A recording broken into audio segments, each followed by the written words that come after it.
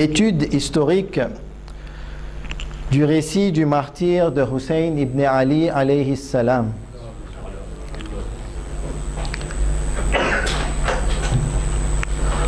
Donc on va commencer par des mots simples mais d'une toute grande importance. Alhamdulillah, la louange est à Seigneur, est à Allah, est au Seigneur. Merci à Allah de nous donner l'occasion de vivre encore une fois la célébration du martyre de l'imam Hussein alayhi salam. Cette célébration qui nous fait vivre, qui nous a fait connaître l'islam, qui nous a fait aimer l'islam. Donc merci à Allah, tout naturellement, comme pour tout acte. Merci également aux organisateurs, que ce soit le conseil régional, que ce soit le Tana Jamaat ou le Husseini Madrasa pour cette salle, qui ont pris leur initiative et le courage de nous avoir proposé de débattre ce sujet qui est très très important pour nous. Donc on pense à eux, on les remercie et on marque cette reconnaissance parce que on voit et on est très très content d'avoir toute cette richesse culturelle, intellectuelle, Atana, tous ces programmes qui fait que tout ce beau monde, ce grand Jamaat pourra satisfaire tous ses membres, Inch'Allah. Je n'oublie pas tous les défunts. Tous les défunts, nous-mêmes, on ne sait pas quand est-ce qu'on va partir, on ne sait même pas si on va pouvoir vivre cet Ashura. Qu'Allah nous le pourvoie, qu'Allah nous donne la vie. Et donc on pense à tous les défunts qui n'ont plus cette chance en récitant une surat al-Fatiha. Alors on va commencer par deux hadiths très connus sur l'importance de l'imam Hussein alayhi salam et de ce mois. Le premier hadith est du prophète sallallahu alayhi wa sallam, que vous le voyez inscrit aussi sur la bâche. Husaynun minni wa ana min Husayn, ahabba Allahu man ahabba Husaynan. Vous le comprenez, les mots sont simples. Husaynun minni, je suis de Hussein, wa ana min Hussein, et je suis de Hussein. Ahabba Allahu man ahabba Husaynan. Dieu aime celui qui aime Hussein. Sachez que ce hadith est relaté dans le Sunan Ahmad ibn Hanbal, dans le Sunan Tirmidhi et dans le Sunan Ibn Majah.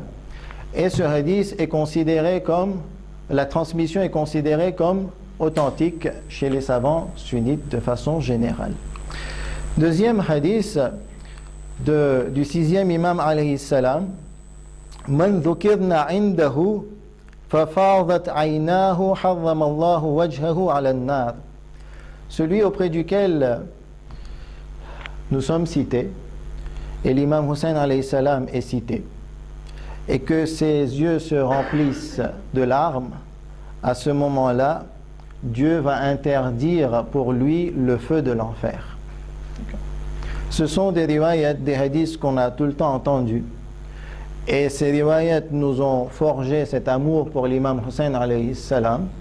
Et on reconnaît cette importance. D'ailleurs, l'imam Hussein alayhi salam, on l'a connu depuis tout petit. Même avant que l'on naisse.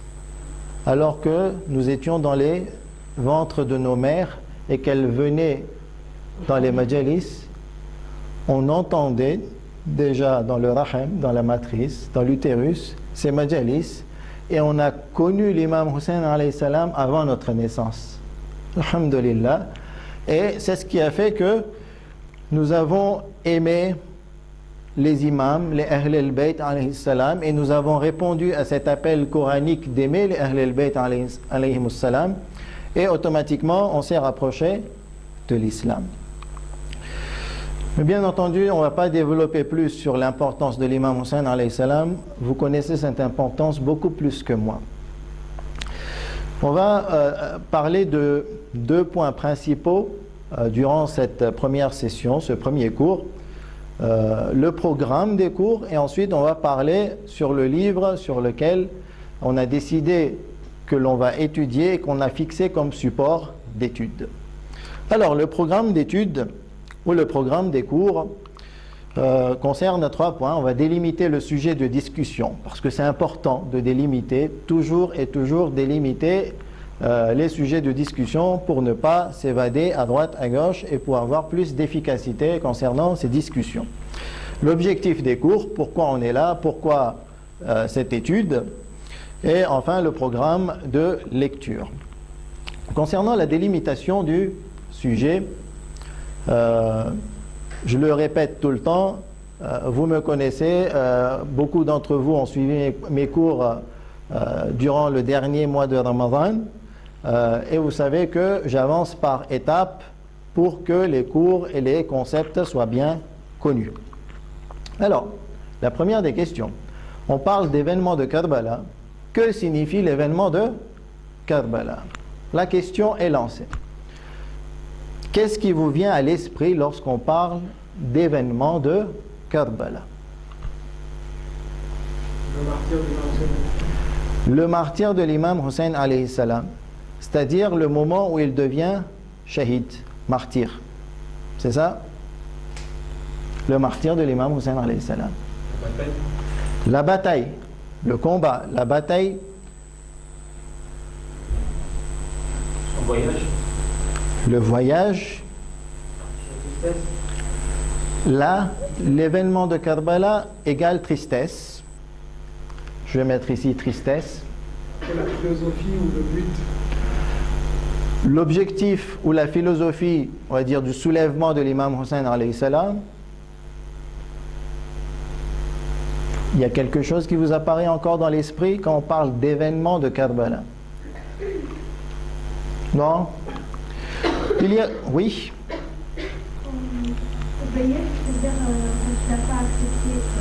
Le refus d'allégeance de l'imam Hussein alayhi salam à Yazid. C'est un fait. Il y a d'autres synonymes qui sont aussi utilisés pour signifier l'événement de Karbala, comme vous pouvez le lire. Le martyr de Hussein, la révolte de Hussein, le soulèvement de Hussein, le martyr de Karbala.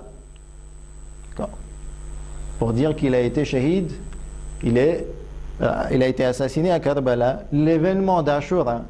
Et il y a plein de termes utilisés pour signifier la même chose. Mais concrètement, si on veut délimiter, que cela signifie? Ce terme, en fait, signifie une époque, une période de l'histoire. Okay? Prenons l'histoire de l'islam. Nous sommes en 1438 ou 37? Aujourd'hui, on est en 37. Demain, Inch'Allah, on sera en 1438. Okay. L'histoire de l'islam, j'estime qu'elle a commencé à la naissance du prophète. Okay? En 622, 570, Amul Fil. Ok?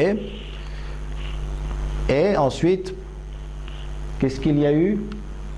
Première année de l'Hégire, c'est un tournant de l'histoire de l'islam.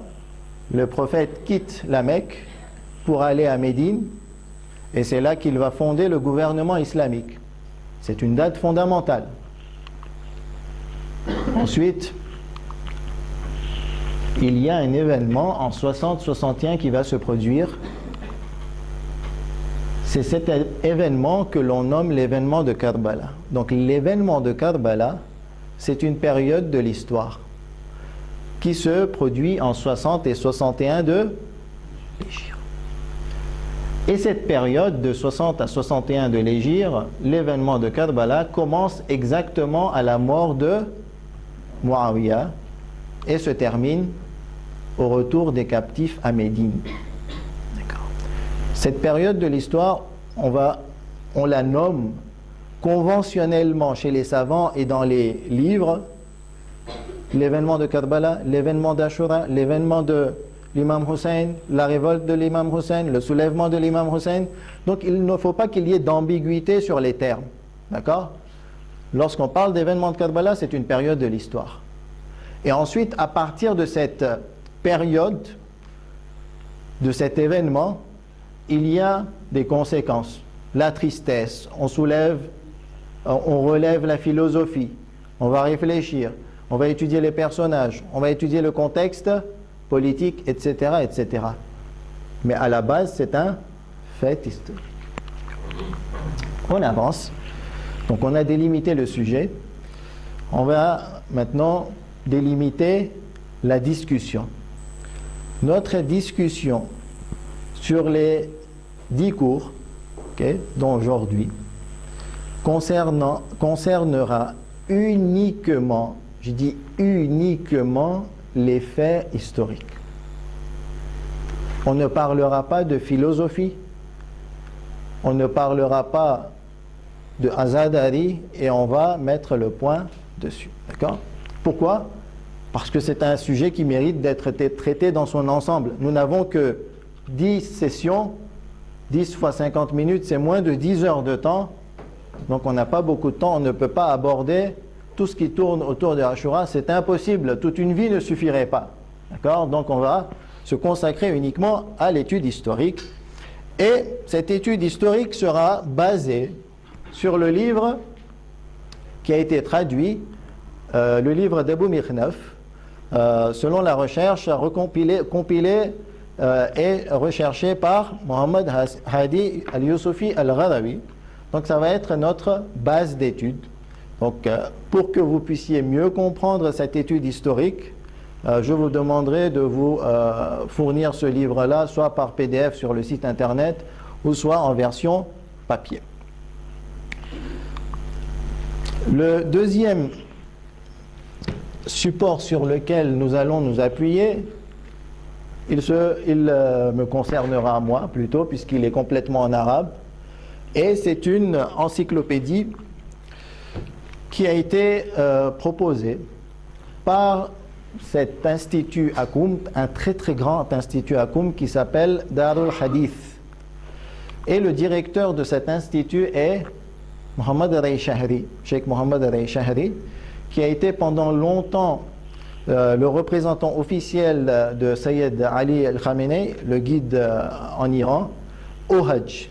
Pendant une dizaine d'années, il me semble, il a été le représentant officiel du guide, et l'institut est sous son ordre, c'est lui qui gère cela. Il y a quelques années, lui et ses hommes ont proposé une encyclopédie sur l'histoire de l'imam Hussein alayhi salam en 14 volumes, et cela a été condensé en un volume que voici.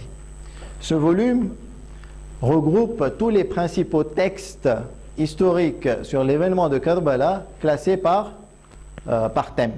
Donc nous allons nous aider de cette source pour faire des apports. Là, j'aimerais mettre l'accent sur un point très très important. Donc on a un gyrophare. Faites attention. Pas de hors-sujet, on l'a répété, et je préfère insister parce que c'est très très important que le message passe. Pas de discussion sur les rites de célébration du martyre de l'imam Hussein alayhi salam. Ce sujet ne concerne pas notre discussion, nos cours. Inch'Allah, si les croyants, les frères croyants souhaitent discuter de ce sujet, on étudiera dans l'avenir, si Dieu nous donne la vie, d'étudier ce sujet. On va essayer de parler en détail en rapportant les différentes opinions des savants, des marajés. On verra comment ils divergent, quels sont leurs arguments. Et on verra que le débat est très très riche au niveau intellectuel. Donc pas de hors-sujet s'il vous plaît sur ce thème. Ce thème ne nous concerne pas. Donc celui qui souhaite rester hors sujet, il sera hors de l'étude. Juste une petite question pour clarifier. C'est quoi les rites de célébration du martyre de Hussein alayhi salam, que l'on nomme chez nous par Azadari? Okay. Azadari, c'est un terme ourdou. Okay, c'est un terme ourdou. Cela veut dire comment faire le aza, comment faire le deuil. Et chez nous, comment on célèbre ce rite? Il y a ceux qui récitent les élégies et les poèmes dans différentes langues, les matam, les madassia. Il y a ceux qui font des processions, okay, de flagellation. On le connaît, ça c'est un rite. Il y a les processions à l'extérieur, ça c'est un rite de Azadari ou de façon de célébrer. Et bien entendu, le plus célèbre, c'est de verser des larmes pour l'imam Hussein alayhi salam. D'accord. Donc, encore une fois, attention, gyrophare, pas d'amalgame. Azadari, cela veut dire la façon de célébrer le martyre de l'imam Hussein alayhi salam. Et il y a différents types de manifestations pour célébrer cela, comme on vient de le voir. L'étude qui nous concerne est exclusivement liée à l'histoire, aux faits historiques. D'accord? Donc, si vous avez bien compris ça, vous allez déjà éliminer une bonne partie de questions qui peuvent vous trotter dans l'esprit et vous pouvez vous alléger l'esprit et aborder cette étude avec tranquillité et sérénité. Donc, les images pour bien confirmer, Azadari est différent de l'étude historique. Okay. Alors, l'objectif des cours. On a bien dit, on souhaite que le maximum de personnes lisent au moins un maqtal dans sa vie en entier. Et en général, la plupart d'entre nous lisent en français. Donc c'est une occasion pour lire un maqtal en français. Pourquoi cela? Pourquoi proposer ce thème? Vous savez, il y a 2 ans, j'ai donné des cours à un groupe restreint sur la philosophie du soulèvement de l'imam Hussein alayhi salam. Un débat super intéressant avec différentes opinions, différentes théories de la part des marajis argumentées. Et lorsque je préparais les cours, moi, je me suis rendu compte que je n'avais pas suffisamment d'informations concernant l'histoire de l'imam Hussein alayhi salam, concernant l'événement de Karbala. Et le public, ce groupe restreint qui était avec moi, finalement, eux aussi n'avaient pas suffisamment d'informations sur cette histoire. Je me suis posé la question, c'est pas possible. Moi qui suis né avec l'imam Hussein alayhi salam, entre guillemets, j'ai connu l'imam Hussein alayhi salam avant d'être né, comme je viens de le dire. J'ai eu la chance d'étudier les sciences islamiques, mais malgré cela, je n'avais pas une bonne connaissance des informations structurées dans mon esprit concernant l'histoire de l'imam Hussein alayhi salam. C'est pas possible. Moi qui prétends aimer l'imam Hussein alayhi salam, je veux comprendre la philosophie de son soulèvement, je veux l'aimer, je veux pleurer sur lui, je veux célébrer son martyre, mais je n'ai pas suffisamment de connaissances sur son histoire. Je me suis dit, il faut régler ce problème absolument. D'où le fait d'avoir réuni un groupe pour traduire ce livre, parce que j'ai estimé que c'était une source importante, mais on verra que le travail ne s'arrêtera pas là, et l'objectif est, Inch'Allah, pourquoi pas, de mettre cela en français. Il faut toujours garder espoir pour enrichir la bibliothèque francophone au niveau des sciences islamiques. Donc là, le but, c'est que le maximum de personnes lisent ce livre-là, justement pour avoir des bases historiques, et à partir de ces bases historiques, cette personne pourra bien étudier d'autres sujets liés à l'imam Hussein, comme on pourra le voir. Mon but est d'accompagner les lecteurs, d'apporter des explications, okay, et de structurer les informations qui nécessitent d'être structurées pour que la personne puisse, on va dire, remettre les pièces du puzzle dans le bon ordre, et qu'après cette étude, il pourra construire sur l'événement de Karbala dans le futur. Bien entendu, après avoir posé les bonnes bases, on va souhaiter développer d'autres sujets dans le futur, sujets très très intéressants comme la théorie et les opinions sur la philosophie du soulèvement de l'imam Hussein alayhi salam. Ce débat est exquis. L'étude de la vie de 10 personnalités et principaux acteurs de l'événement de Karbala, parce qu'en général on n'a pas suffisamment de temps pour développer, donc on peut spécifier et consacrer un ashro 10 jours pour ce genre d'étude, une étude approfondie du rôle et l'attitude des gens de Koufa dans l'événement de Karbala. On peut se focaliser uniquement sur Koufa et essayer de comprendre, mais qu'est-ce qui s'est passé avec 18 000 personnes qui étaient avec l'imam Hussein alayhi salam, et en une journée, il n'en restait plus qu'un avec Muslim. Qu'est-ce qui s'est passé? C'est vraiment une question. Une étude de la vie de l'imam Hussein alayhi salam, de l'assassinat de l'imam Hussein à la tragédie de Karbala. Cette période de la vie de l'imam Hussein alayhi salam est méconnue. Nous avons besoin de la connaître en détail. Ou bien une étude historique des 20 ans du califat de Muawiyah ibn Abi Sufyan. On ne connaît pas qu'est-ce qui s'est passé non plus. Ou bien une étude historique des 3 ans du califat de Yazid ibn Muawiyah. Après son installation au pouvoir, après l'événement de Karbala, comment il s'est comporté? Yazid, il représente l'ennemi. Nous avons besoin de savoir comment agit l'ennemi et agissent les ennemis. Donc en étudiant la vie de Yazid, on peut retirer énormément d'informations qui pourraient nous servir dans la vie. Enfin, le programme de lecture. Donc, vous pouvez avoir ce programme de lecture sur la page Facebook Hussein, l'événement de Karbala. C'est nécessaire. Pourquoi? Parce qu'on va suivre un programme bien établi. Donc aujourd'hui, c'était l'introduction. Demain, essayez de lire le chapitre 1 et 2 et on aura une discussion sur le chapitre 1 et 2. Après-demain, c'est le chapitre 3 du début jusqu'au regroupement des notables autour d'Ibn Ziyad. Mardi, le cours numéro 4, on va finir le chapitre 3. D'accord?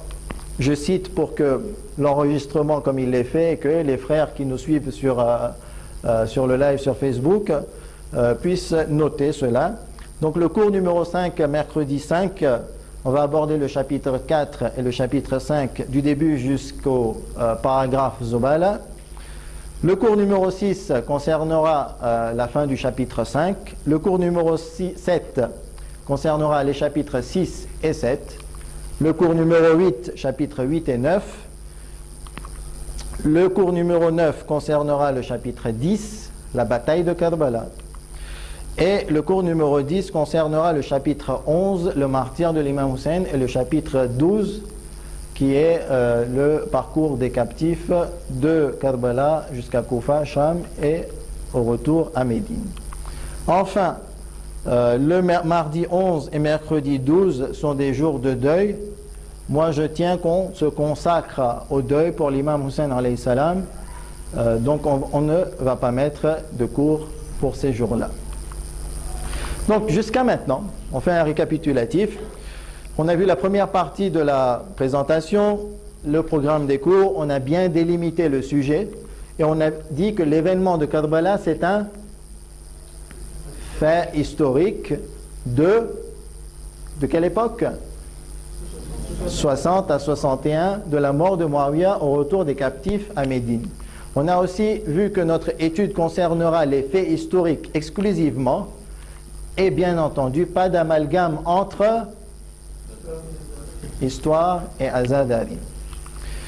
Le deuxième point, ce sont les objectifs, donc que les lecteurs lisent et on va essayer d'accompagner, on va donner des explications et structurer toutes ces informations pour fonder des bases pour le futur et d'autres sujets. Et on a cité le programme de lecture. Sallu ala Muhammad wa ali Muhammad.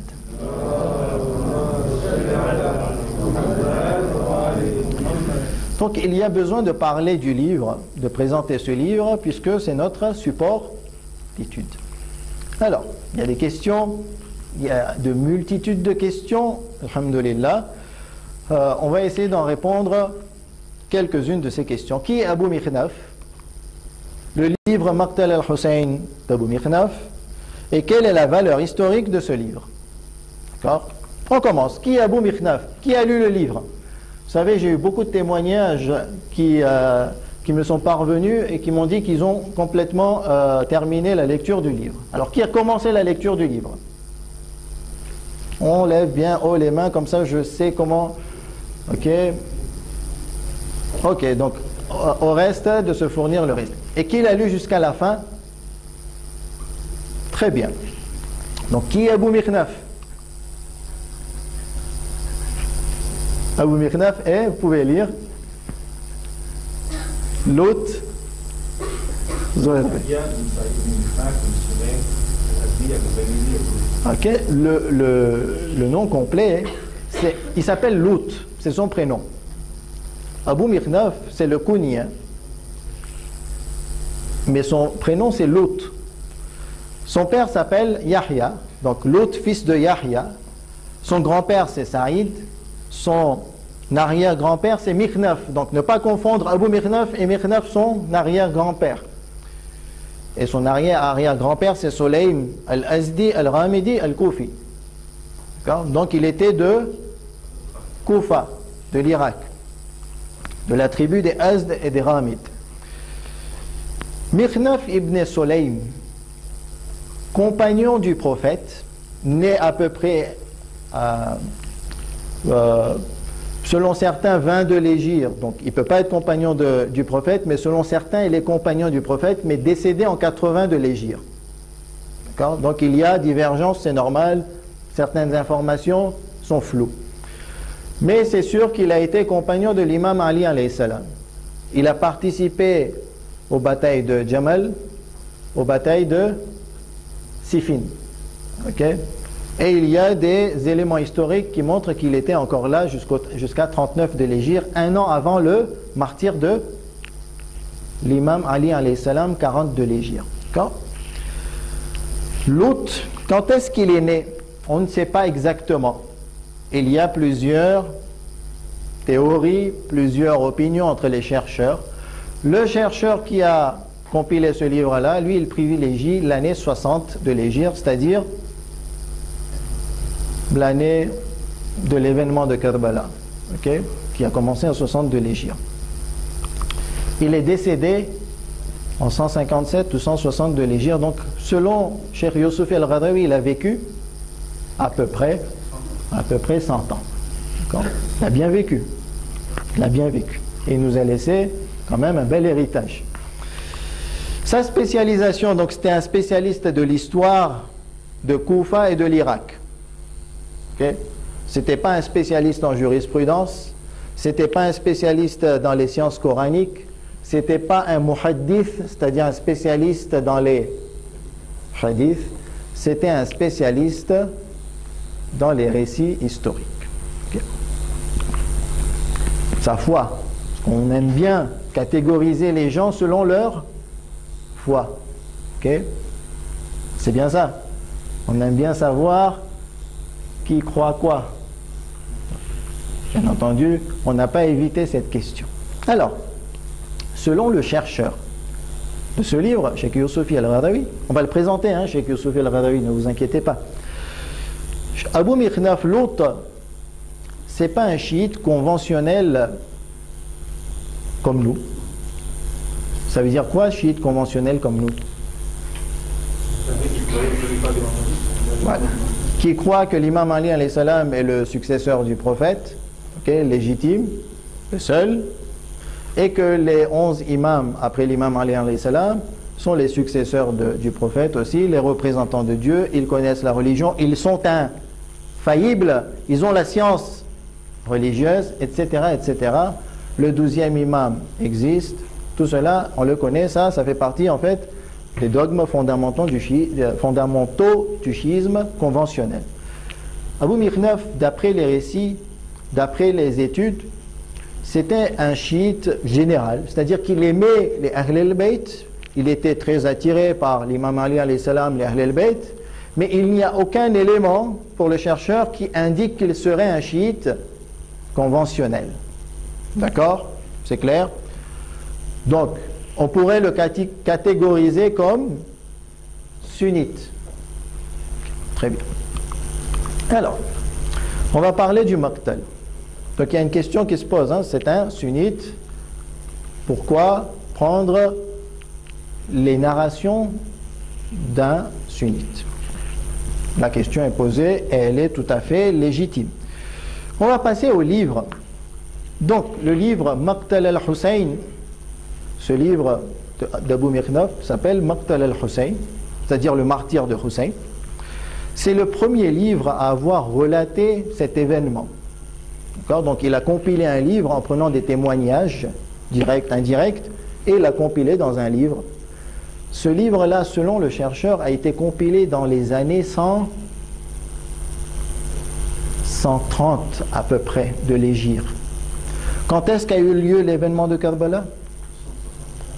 Le livre a été compilé dans les années 120-130, 60 ans après. D'accord? Donc déjà, il y a une période de libre. Qu'est-ce qui s'est passé pendant 60 ans? D'où est-ce qu'il nous a retiré ces informations, ce cher Abu Mikhnaf? La question est posée. On va répondre à ces questions petit à petit.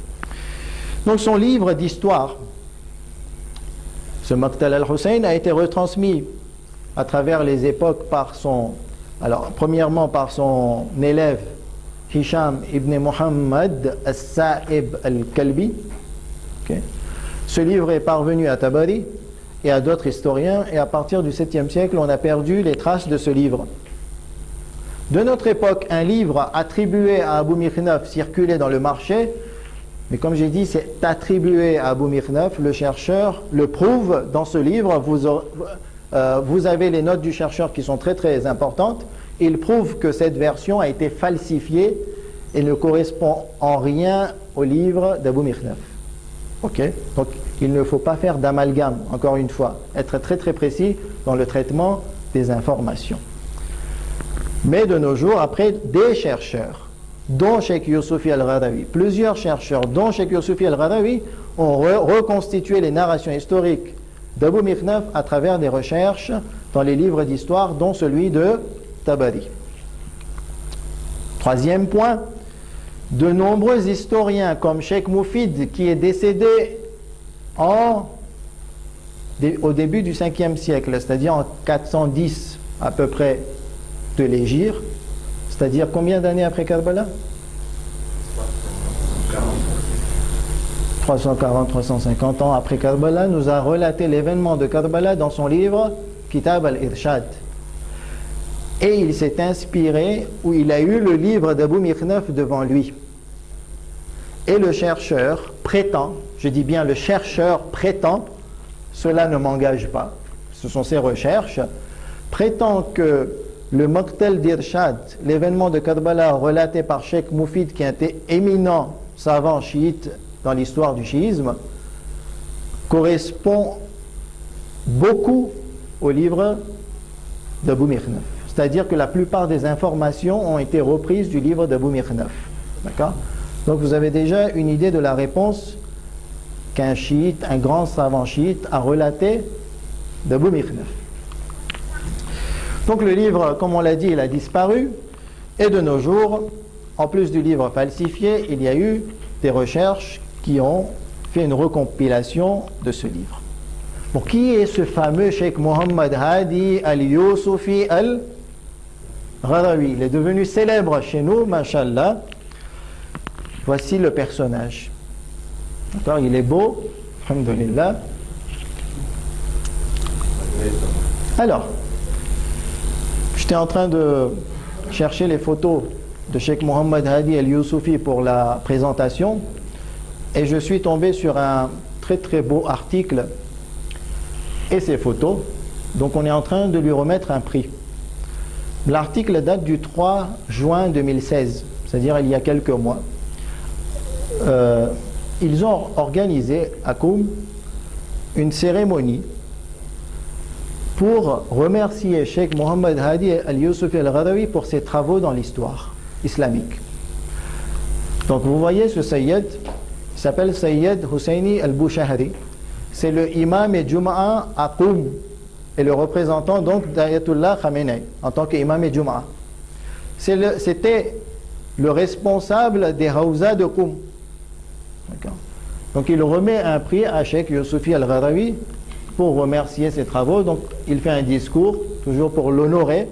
Et on voit la grande affiche avec son image, pour dire que c'est un chercheur reconnu à Koum, qui a des recherches profondes, okay, et dont les travaux sont estimés au niveau des savants.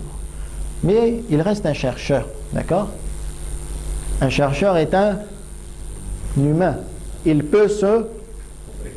Des infaillibles, on n'en connaît que 14. Et les prophètes? Et les prophètes, n'oubliez pas les infaillibles prophètes. Les prophètes et les 14 ma'soumines. D'accord? Donc quand une personne fait une recherche, malgré le fait qu'il soit d'une très très grande, on va dire, qu'il a fait de très très grandes études, qu'il soit profond dans ses recherches, il peut se tromper. Tout à fait naturel. On se trompe des milliers de fois tous les jours. D'accord? Donc pour dire que ce chercheur il est connu, vous avez vu son visage, maintenant il vous est familier. Et moi je me suis inspiré de son livre à lui. Voici la version arabe sur laquelle on s'est basé pour la traduction en français. Pourquoi? Parce que j'ai trouvé que c'était une très très bonne recherche, que c'était parmi les premiers livres qui m'ont vraiment marqué, qui m'ont fait aimer l'imam Hussein alayhi salam encore plus. Et vous savez, quand on aime quelque chose, on veut le partager avec ceux qu'on aime. Donc, d'où le choix d'avoir choisi cette version et cette recherche. Deuxième question, une question importante. Là on vient au troisième point, pardon. Quelle est la valeur scientifique et historique de ce livre? Et on va commencer par une question. Qu'est-ce qui nous prouve qu'un événement a eu lieu dans l'histoire sans l'avoir vu? Exemple, n'importe quel événement dans l'histoire, au Moyen-Âge, dans l'Antiquité, dans n'importe quelle période de l'histoire, qu'est-ce qui nous prouve que cet événement a eu lieu? Il y a des écrits, il y a des narrations. Okay? Mais comment c'est parti? Nous prenons des événements dans la vie de tous les jours. L'attentat de Nice, 2016. L'attentat de Tana, le 26 juin. Combien de morts? L'attentat de Tana? 1, 3. Moi j'en ai entendu 3 aussi. Divergence, 1 et 3. Pourquoi 1? Vous avez entendu 1. Vous avez lu ou vu 1. Vous avez entendu? Donc d'une certaine source, vous avez eu qu'il y avait 3. Combien de blessés? Quoi est passé? 70, il me semble que oui, c'était un chiffre près de 70. L'attentat de Nice, combien de morts? Que l'on condamne, hein, tous ces attentats. 84, premier chiffre, petit à petit, les blessés graves ont commencé à mourir. 85, 86, etc. Donc, celui qui relate 84, il n'a pas tort. Pourquoi? Parce qu'il va relater les chiffres officiels juste après l'attentat. Et celui qui relate 85 n'a pas tort non plus, puisqu'il va relater une semaine après et les blessés sont morts entre-temps. D'accord? Pour dire que même dans la vie de tous les jours, dans des événements, des faits historiques, on voit que ce n'est pas évident à connaître la vérité, sur tous les détails. Donc comment se passe la narration d'un fait historique? Il y a le fait historique et il y a l'observateur direct, le témoin direct, le ou les témoins directs.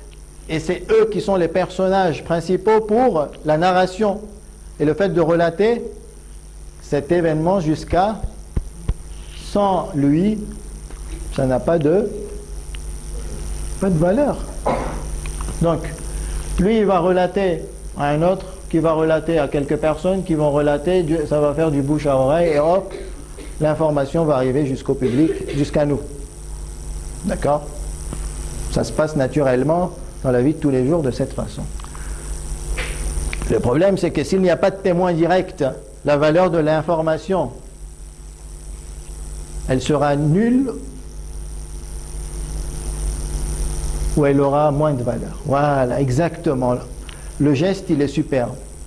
Elle aura moins de valeur. Pourquoi? Parce que si on n'a pas de témoin direct, il faudra faire une enquête des recoupements pour avoir des détails sur l'événement.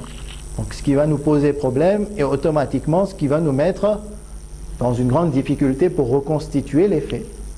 D'accord? Ce qui est le cas concernant tous les crimes. La plupart des crimes, disons, je ne vais pas dire tous les crimes, Beaucoup de crimes se font en cachette, comme on dit, et après on a du mal à savoir qui a fait quoi. Donc pour dire que ce qui est important, c'est que la chaîne de transmission qui nous relie à l'événement doit être complète pour que l'on ait une information de haute valeur scientifique. Mais est-ce que cela veut dire que si on a un témoin direct, et que nous on se place ici, l'information qui nous parviendra est-elle obligatoirement vraie? Non, pas du tout. Pourquoi? Parce qu'il peut y avoir des menteurs, des exagérateurs. On le rencontre dans la vie de tous les jours. Ok? Les exagérateurs, il y en a beaucoup. Ceux qui ne sont pas précis dans la narration, il y en a aussi beaucoup. Voilà, chacun aura son filtre, chacun aura sa censure, chacun aura son opinion, chacun aura sa perception. Donc, parmi le public, celui qui veut avoir la vérité sur les détails d'un fait historique, il devrait étudier toute la chaîne de transmission et essayer de voir par quel chemin passer pour avoir des informations fiables. D'accord? Et c'est un travail de recherche, c'est une enquête. On avance. On va parler un petit peu des transmetteurs d'Abou Mikhnaf. C'est un peu technique, je suis désolé, mais ce sont des informations qui vont nous donner une certaine assurance pour le reste de nos discussions. Les transmetteurs d'Abou Mikhnaf ont été catégorisés en plusieurs catégories. Vous les retrouverez dans les notes du chercheur. Elles sont fondamentales pour celui qui souhaite étudier, connaître la valeur de ce livre. Alors, concernant l'événement de Karbala, on a deux types d'événements. La bataille elle-même, le jour d'Ashura, et on a les événements avant et après la bataille. D'accord?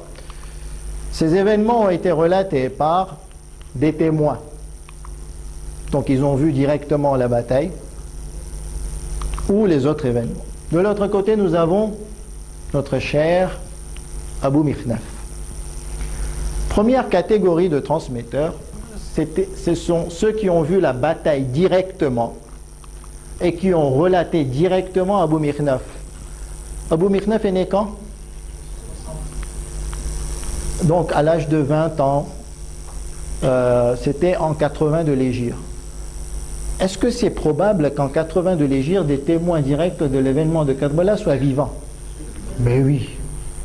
Donc c'est tout à fait probable qu'ils puissent relater à Abou Mikhnaf. Il y a eu les événements, les autres événements, des témoins directs qui ont vu ces autres événements, c'est-à-dire les événements de Médine, les événements à Mecca, les événements sur la route, les événements à Karbala avant la bataille, la nuit d'Ashura, après la bataille. Là aussi, nous avons des témoins directs qui ont assisté. Et ces témoins nous ont relaté plutôt à Abou Mikhnaf directement. Donc, eux, ils sont 5. La première catégorie, c'est-à-dire ceux qui ont vu la bataille, ils sont 3 narrateurs. Et ceux qui ont vu les autres événements, ils sont 5 narrateurs. Vous avez la liste de tous les narrateurs dans le livre. Je ne vais pas vous les citer. C'est pas fini. La bataille, les autres événements. Nous avons les témoins directs. Ils ont vu la bataille directement. Il y a Abou Mikhnaf, notre cher Abou Mikhnaf devenu célèbre. Et nous avons des intermédiaires, soit 1 ou 2 intermédiaires entre Abou Mikhnaf et entre le témoin direct. Donc cet observateur, cet acteur de la bataille a rapporté à Abou Mikhnaf via 1 ou 2 intermédiaires. Ce genre de narrateurs sont au nombre de... Parmi ces narrateurs, il y a l'imam Zaynul Abidin alayhi salam. Ok? Donc, un témoin direct, l'imam, qui a vu la bataille, rapporte à Abou Mikhnaf via 1 ou 2 intermédiaires. Pareil, des intermédiaires, des narrateurs directs, des témoins directs des autres événements, rapportent à Abou Mikhnaf via 1 ou 2 intermédiaires, ils sont au nombre de 21. Parmi ces 21, il y a l'imam Sajjad, c'est le même. Ok? Donc pour dire que on voit très bien cette chaîne de transmission directe entre Abou Mikhnaf et des narrateurs de très très grande valeur, des infaillibles, mais via 1 ou 2 intermédiaires. D'accord? Et on voit qu'il y a beaucoup de narrateurs. Et donc après, c'est le rôle du chercheur d'aller voir la fiabilité de chaque narrateur.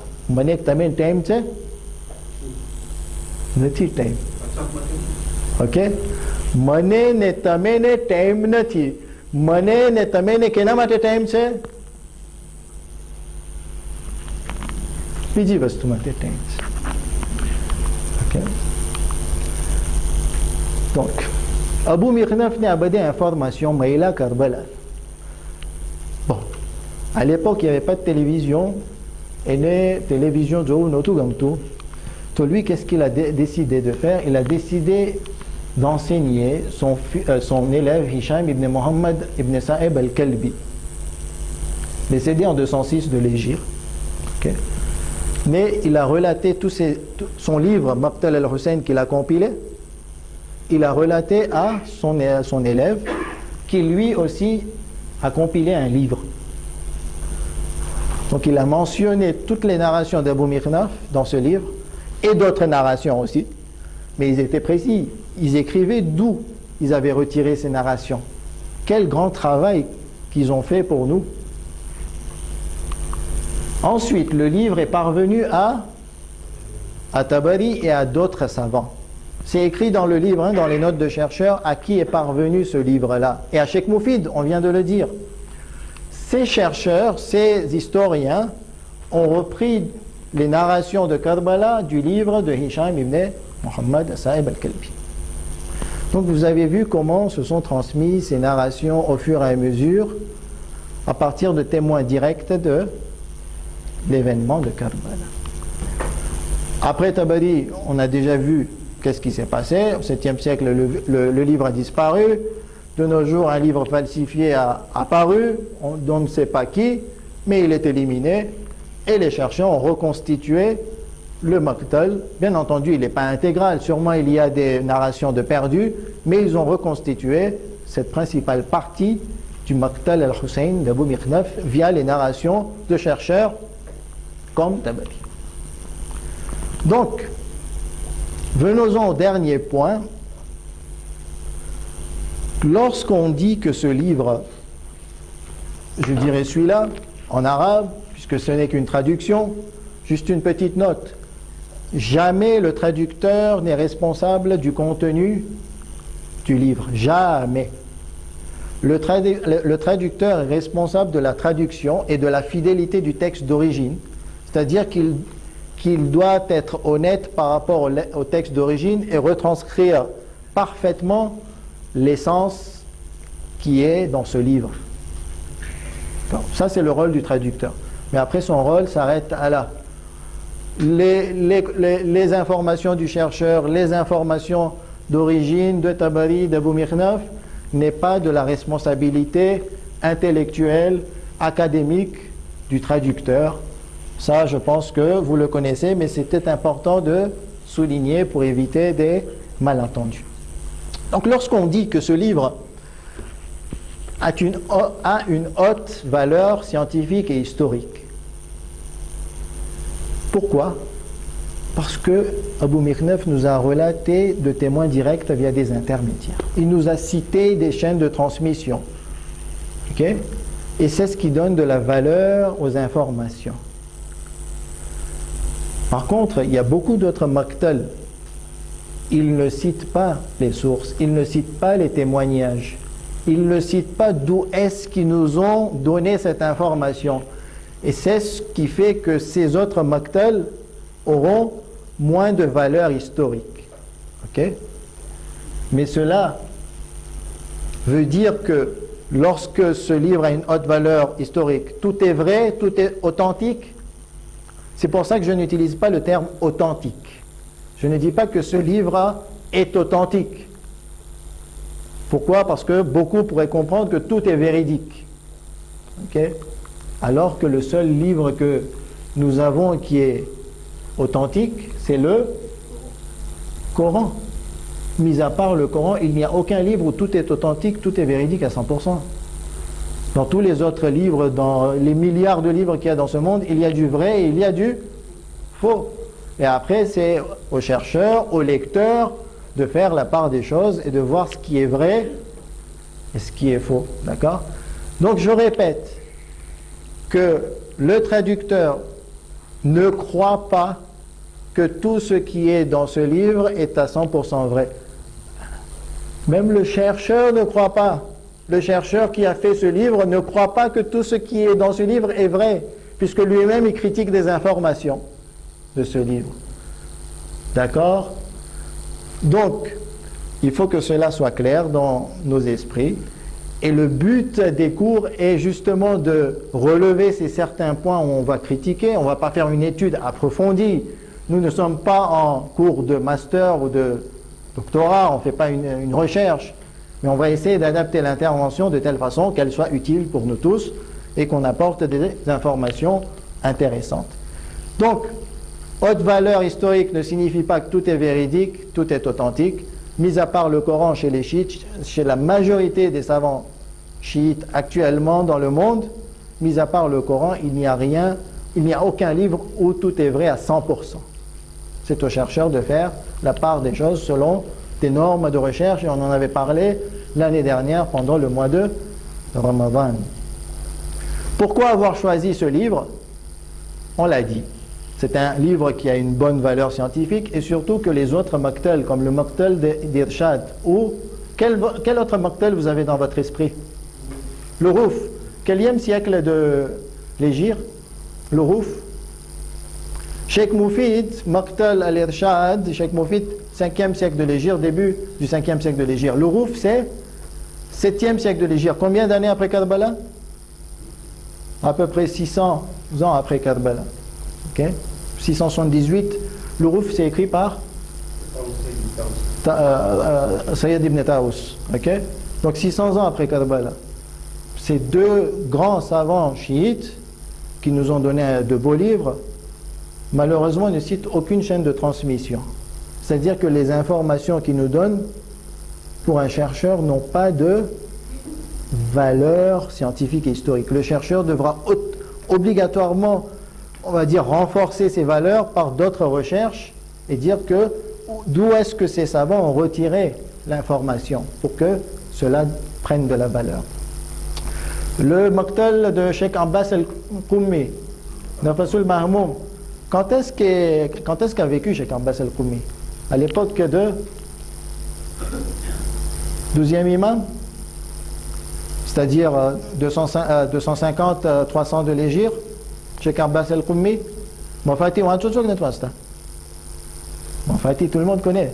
À peu près quand c'est le siècle de l'Hégire?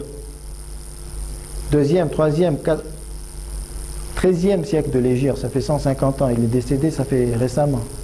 Ok? Quelqu'un qui a vécu au 13e siècle de l'Hégire, 14e siècle de l'Hégire, il est séparé de Karbala de 13 siècles. Pour qu'il nous relie à Karbala, il faut qu'il nous montre qu'est-ce qui nous fait qu'il nous relie à Karbala. On respecte tous les savants. Okay? Ça c'est clair, on respecte tous les savants, on respecte tout être humain. Okay? On respecte leur honneur et leur dignité. Mais cela ne veut pas dire qu'ils sont infaillibles. C'est tout à fait normal. Il n'y a pas à sacraliser ce qui ne devrait pas être sacralisé. Il faut mettre chaque chose à sa place. Donc on respecte chaque savant, les travaux de chaque savant, on les remercie, on embrasse leurs mains pour tous les travaux et les sacrifices qu'ils ont faits, mais cela ne veut pas dire qu'on ne se pose pas de questions. D'accord? C'est naturel de se poser des questions et de se dire Cheikh Abbas al-Qummi, avec tous nos respects, d'où est-ce que vous nous avez retiré ces informations de Karbala? C'est une question légitime. Il y a de quoi s'offusquer. Il n'y a rien de méchant là-dedans. Donc, on va étudier ce livre, Inch'Allah, à partir de demain, chapitres 1 et 2. Essayez de lire les chapitres et on aura une belle discussion durant 50 minutes. Wa sallallahu ala Muhammad wa ali Muhammad.